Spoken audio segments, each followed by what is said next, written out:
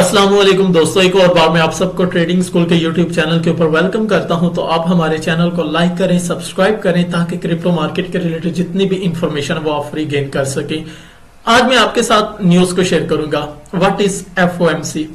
हमने बहुत वर्ड सुना हुआ है एफओएमसी की मीटिंग, और जब भी ये कह लो कि एफओएमसी की मीटिंग होती है, इसकी न्यूज आती है ना, तो मार्केट डिस्टर्ब हो जाती है। जितनी भी ट्रेडिंग मार्केट है इससे कोई फर्क नहीं पड़ता कि वो स्टॉक मार्केट हो, फॉरेक्स हो या क्रिप्टो मार्केट हो, सारी की सारी ट्रेडिंग मार्केट डिस्टर्ब हो जाती है। ऐसा कौन सा एक्शन ये कमेटी लेती है जिसकी वजह से पूरी ट्रेडिंग मार्केट डिस्टर्ब हो जाती है? इसके पीछे आगे लॉजिक क्या है, और साथ ही साथ मैं लोगों के एटीट्यूड आपके साथ शेयर करूंगा कि जब भी मार्केट में न्यूज आती है तो लोगों के एटीट्यूड किस तरह चेंज होते हैं, लोगों का बिहेवियर किस तरह बदलता है। बेसिकली मेरा आज का मकसद ये है, ठीक है। छोटी सी बात एफओएमसी के ऊपर, इसका मैं आपको थोड़ा सा इंट्रोडक्शन दे देता हूं, फिर हम ऑनवर्ड में एक आपको छोटी सी एग्जांपल देता हूं, फिर आप इंशाल्लाह समझ पाएंगे। तो जो एफओएमसी है ना, ये एब्रीविएशन किस चीज का है? Federal open market committee. FOMC का क्या मतलब है? Federal open market committee. अब इनका काम क्या है, एक ही लाइन में मैं बताऊंगा, ठीक है। फेडरल ओपन मार्केट कमेटी क्या काम करती है? जो भी डॉलर है ना, यूएस मीन के जो करेंसी उनकी, इनके ऊपर इंटरेस्ट रेट को बढ़ाना है या कम करना है। क्या काम करना है? मेन काम, बाकी इनके बहुत ज्यादा काम है, नेविगेशन, ये जो रोड्स हैं, फिर इसके अलावा करेंसीज को मैनेज करना, क्रेडिट के ऊपर लोन, बहुत ज्यादा। जस्ट ओनली मैं आज फोकस करूंगा एक काम के ऊपर जिसकी वजह से ट्रेडिंग मार्केट बहुत ज्यादा डिस्टर्ब होती है। मैंने क्या कहा? डॉलर के ऊपर इंटरेस्ट रेट को बढ़ाना है या कम करना है, ये काम है। ये तो पता चल गया इन्होंने काम करने के, डॉलर के ऊपर इंटरेस्ट रेट बढ़ा दिया या कम कर दी। अब किस चीज को देखते हुए इन्होंने इंटरेस्ट रेट बढ़ाना है या कम करना है? वो कौन सा इनको जोन नजर आ रहा है जिसको ये देखते हैं और अपना डिसीजन लेते हैं? ये क्या ऑलमोस्ट मेरे ख्याल से 12 लोगों की कमेटी होती है। इसमें फेडरल रिजर्व बैंक वाले जो लोग होते हैं वो भी ऑलमोस्ट 5 से 6 लोग हैं, वो भी शामिल होते हैं, और जितने भी अदर कंट्रीज वाले वो भी इन्वॉल्व होते हैं। लेकिन मेजर यूएसए, ये ज्यादा इकोनॉमी जो है ना वो डिस्टर्ब करती है। जितनी भी यूएसए के रिलेटेड न्यूज होती हैं वो ज्यादा इंपैक्ट रखती हैं ट्रेडिंग मार्केट के ऊपर। बाय द वे, मैं आपको इसके पीछे लगे लॉजिक को समझाना चाहता हूं, ठीक है। दो बातें मैंने की, डॉलर के ऊपर इंटरेस्ट रेट को बढ़ाना या कम करना, किस चीज को देखते हुए बढ़ाना या कम करना, ये मैं आपको एक छोटी सी एग्जांपल के बाद बताता हूं, ठीक है।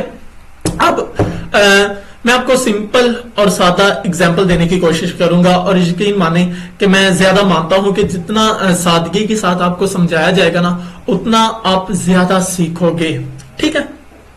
मैं लोगों के इसी एग्जांपल में आप लोगों के एटीट्यूड, इनके बिहेवियर से भी वाकिफ हो जाओगे। चलें, हम रोजमर्रा जिंदगी में कोई एग्जांपल लेते हैं। अभी कह लें कोई मौसमी गर्मा स्टार्ट होने वाला है, ऑलमोस्ट हो भी चुका है। तो हमारे इधर क्या होता है, हमारे इधर मंडी में आम का सीजन आता है, मैंगोज, ठीक है।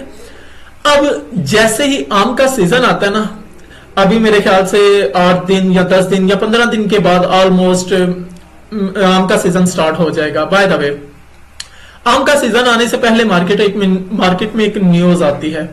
वो न्यूज क्या कहती है? उस न्यूज में लिखा होता है कि पिछले 5 सालों की निस्बत अब की बार जो प्रोडक्शन है ना, वो कह लो कि वो बहुत ज्यादा है।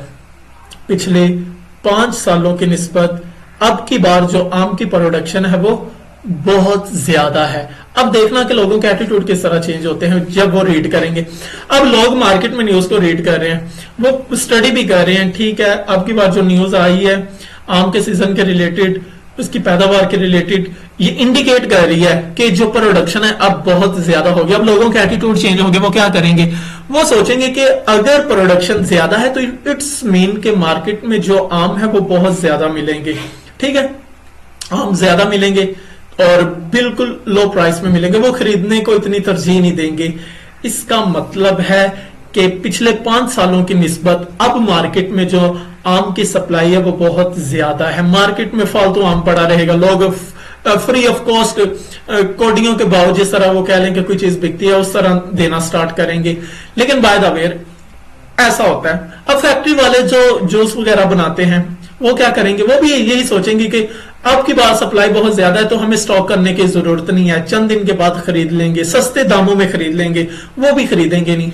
अब एक लम्हे के लिए देखो कि जैसे ही मार्केट में सप्लाई ज्यादा होगी, डिमांड तो है नहीं, डिमांड तो खत्म हो चुकी, ना फैक्ट्री वाले खरीद रहे हैं, इवन के घरों में जो लेके जाते हैं वो भी इस चीज का वेट कर रहे हैं कि और सप्लाई आ लेने दो, इससे भी कम प्राइस में हम खरीदेंगे। अब सप्लाई बहुत ज्यादा हो चुकी है लेकिन डिमांड कम है। ये जो बिहेवियर, ये जो काम है, कौन लोग कर रहे हैं? बेसिकली ये लोगों का एटीट्यूड है, लोगों का बिहेवियर है जो डिमांड और सप्लाई के साथ प्ले कर रहा है। लेकिन ये सारा का सारा स्ट्रक्चर जो चेंज हो रहा है, लोगों के रवैये बदल रहे हैं, लोगों का बिहेवियर, लोगों का एटीट्यूड बदल रहा है। क्यों बदल रहा है? न्यूज की वजह से। इट्स मीन कि जब भी मार्केट में न्यूज आता है तो लोगों के एटीट्यूड, लोगों के बिहेवियर चेंज हो जाते हैं। इसी के मैं आपको उलट एग्जांपल दे देता हूं, ऑपोजिट एग्जांपल दे देता हूं। फॉर एग्जाम्पल, सीजन आने वाला, मार्केट में न्यूज आती है, उसमें लिखा होता है कि अब की बार जो प्रोडक्शन है मैंगोज की, आम की, वो पिछले 5 सालों की निस्बत बहुत ही कम है, यानी कि कह लो कि 10 to 20% है। तो लोगों के अब एटीट्यूड कैसे चेंज हो गए? वो सोचेंगे कि अब तो मार्केट में जो आम है वो मिलेगा ही नहीं। जैसे ही मार्केट में आम आएंगे, लोग क्या करेंगे? खरीदना शुरू कर देंगे। फैक्ट्री वाले भी क्या सोचेंगे? हो सकता है कि आम की शॉर्टेज हो जाए, कमी हो जाए, तो हमारी फैक्ट्री ना बंद हो जाए, हमारे जो जूस वगैरह बन रहे हैं, टीन पैक, सो ऑन, हमें लॉस ना हो, तो वो ज्यादा स्टॉक करने की कोशिश करेंगे।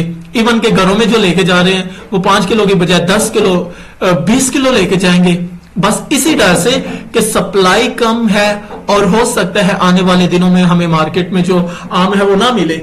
तो अब देखो डिमांड बढ़ती जा रही है लेकिन सप्लाई शॉर्टेज होने की वजह से मीन क्या है? आम कम मिल रहे हैं। इधर भी क्या हुआ? लोगों के एटीट्यूड ही चेंज हुए न्यूज की वजह से। तो बाय द वे मेरे कहने का मकसद है और बताना भी मैं चाह रहा था आपको कि जब भी मार्केट में न्यूज आता है तो लोगों के एटीट्यूड चेंज हो जाते हैं। आप देखो, चाहे वो पॉजिटिव न्यूज है चाहे वो नेगेटिव न्यूज है, इन केस, बोथ केसेस में, दोनों केसेस में लोगों के एटीट्यूड चेंज हुए हैं। और लोगों के जैसे ही एटीट्यूड चेंज होते हैं तो डिमांड और सप्लाई का जो कंसेप्ट है वो डिस्टर्ब होना शुरू हो जाता है। तो सिंपल लॉजिक है, ट्रेडिंग मार्केट में डिमांड और सप्लाई ही चलता है, लेकिन न्यूज ने डिस्टर्ब कर दिया, न्यूज ने ही लोगों के बिहेवियर को चेंज किया। और दर हकीकत लोगों के अपने एटीट्यूड ही होते हैं ट्रेडिंग मार्केट में जो इनको प्रॉफिट और लॉस करवाते हैं। कमिंग टू द पॉइंट, अब हम फेडरल रिजर्व कमेटी के ऊपर बात करते हैं कि मैंने अभी आपको पहले पॉइंट बताया था कि हम बात करेंगे कि ठीक है, यूएसए का काम है कि इंटरेस्ट रेट को बढ़ा देना या कम कर देना, लेकिन किस चीज को देखते हुए बढ़ाना, किस चीज को देखते हुए कम करना। फिर दूसरी बात, बढ़ाने का मकसद क्या होता है, वो ऐसा क्यों करते हैं? मीन के अगर उन्होंने इंटरेस्ट रेट बढ़ाना ही है या कम करना है तो वो क्यों करते हैं? ऐसा क्या है इसमें कि वो उनको मजबूरन करना पड़ता है? याद रखना, फॉर एग्जाम्पल एक और मैं बात बता देता हूं इसी चीज के रिलेटेड। अगर वो लो इंटरेस्ट रेट रखते हैं, दोनों पहलू में बता देता हूं। अगर इंटरेस्ट रेट ज्यादा होता है तो फिर क्या होगा, अगर वो कम हो जाता है तो फिर क्या होगा, कौन कौन सी सिचुएशंस है। अगर वो इंटरेस्ट रेट यानी कि सूद जो होता है वो कम कर देते हैं डॉलर के ऊपर, अब देखो जैसे ही वो कम करेंगे ना, लोग क्या करेंगे? उधार लेने से डरते ही नहीं, ठीक है, उधार लेना शुरू कर देंगे। बैंक क्या करते हैं? वो कर्जा लेना स्टार्ट कर देंगे। जितने बड़े इन्वेस्टर है वो भी कर्जा उठाना स्टार्ट कर देंगे।